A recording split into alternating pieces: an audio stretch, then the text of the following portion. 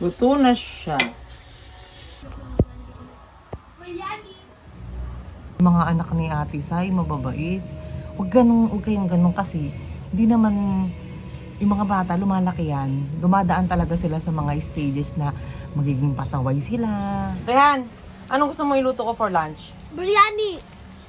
Chicken? Biryani. Chicken biryani. Na naman? Hindi kayo Ako. nagsasawa doon? Hindi. Ay, So, kaya kasi na favorite niya eh. ikaw? Favorite ko rin. Luto tayo? Yes. Magluluto tayo, Anan? Yes. Chicken biryani. Na naman? Yes! My favorite. Luto muna tayo ng biryani ng ating basmati rice. Tapos ating chicken. Tinanggal natin yung balat, syempre. Ano siya? Rian. Bakit daw natin tinatanggal yung balat ng chicken kapag nagluluto? Mami, dahil mami, hindi yun healthy. Oo, no, hindi yun healthy, no? Okay lang sa'yo, lalo na sa biryani. Hindi. Hindi yun healthy? Hindi yun healthy. Maraming kolesterol. Opo. Hindi ka rin kumakain ng chicken skin? Hindi. Kapag fried chicken. Um, Kapag fried chicken, um. kumakain ka. Ayan, 10 minutes yan. Papakuluan ang basmati rice. Nilagyan natin siya ng iba't ibang spices. Asin. Tapos ito naman ay ang ating chicken. Ayan.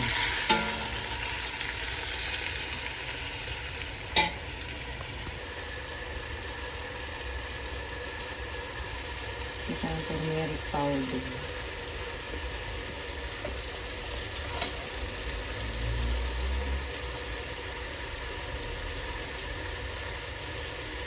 Coriander powder.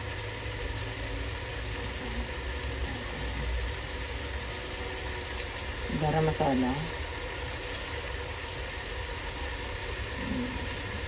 Red chili powder.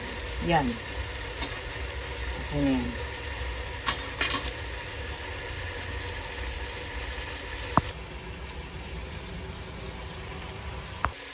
Ayan na siya. Tapos lagyan natin siya ng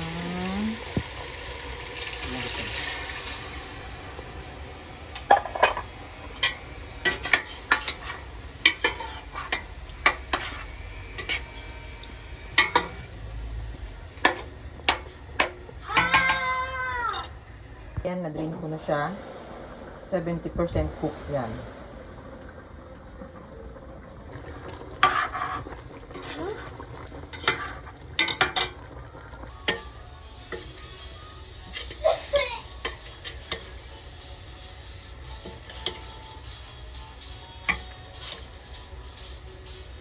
Luto na siya.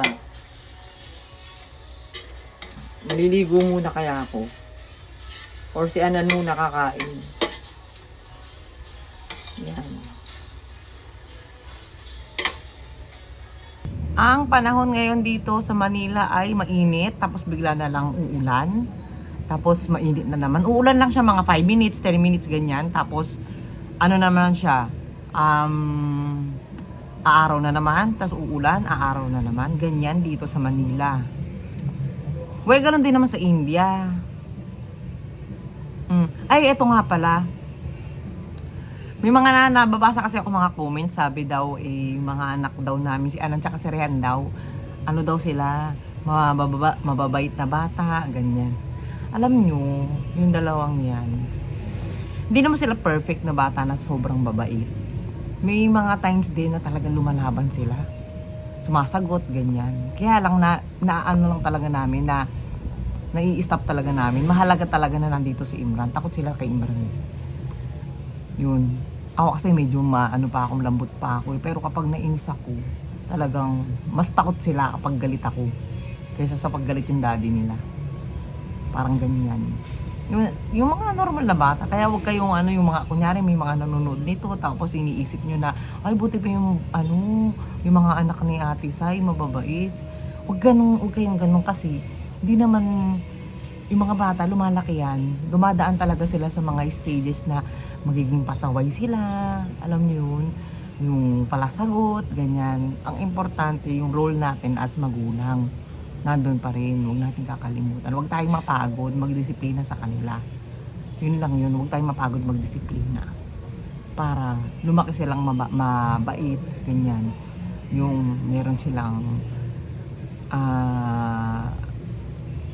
malasakit sa ibang tao. Sabi ko nga sa kanilang dalawa lang sila, dapat magmahalan sila. Malagi sila nag-aaway. Normal yata sa magkapatid talaga yung nag-aaway. Diba? So yun, huwag kayo masyadong yung mag-isip na sobrang babait ng mga anak namin. Dahil walang ganun na bata na lumalaki. Lalo na yung mga boys. Magkaiba sila, pareho sila kasing may strong personality.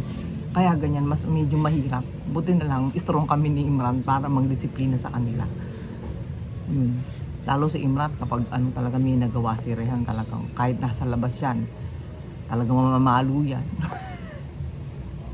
Ganon sila pinalaki. Eh ako naman, medyo syempre nanay. Yung mga boys pa yung mga yan. Diba? Pero yun, shinare ko lang sa inyo. Kasi baka iniisip ninyo, no? Kaya nababasa ko nga sa mga comment section na mabait-bait sila, hindi ganun. Walang perfect na bata. Lahat sila dumano. Yun lang, pasalamat ko lang, hindi sila yung babad sa cellphone. Hindi sila ganun. Mas gusto nila yung mga physical activities. Alam mo na ang kakain dahil nagpipintura ang daddy nila sa kwarto. Yes. Bismillah. Rehan, kain ka na. Sarap! May sirit. Alhamdulillah.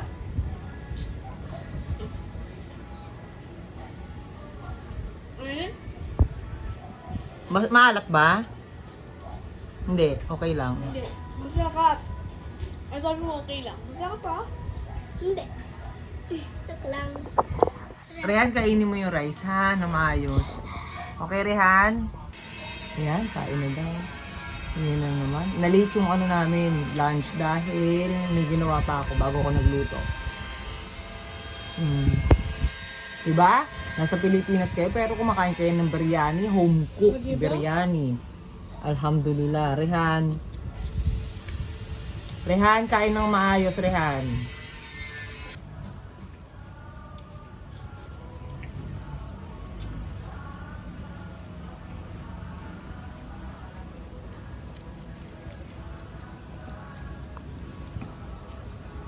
Burger. French fries. Biryani. Tignan nyo naman yung rice ko. Ang haba. Basmati rice yan. Medyo mahal siya sa Tanggal nila. normal na kanin natin. 1 kilo nito is nasa 160 pesos yan. Buwaghag siya. Ano sarap? O, diba? Sarap. Kain tayo.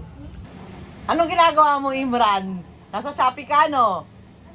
Yeah, I'm checking my Gcash.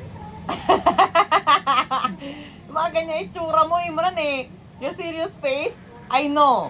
That you're checking something in Shopee. Talaga. Oh? Seriously shopping. Seriously shopping. Ikaw naman, Anan? Wala na. Sa cellphone ka lang. Nanonood ka? Yes. Ito.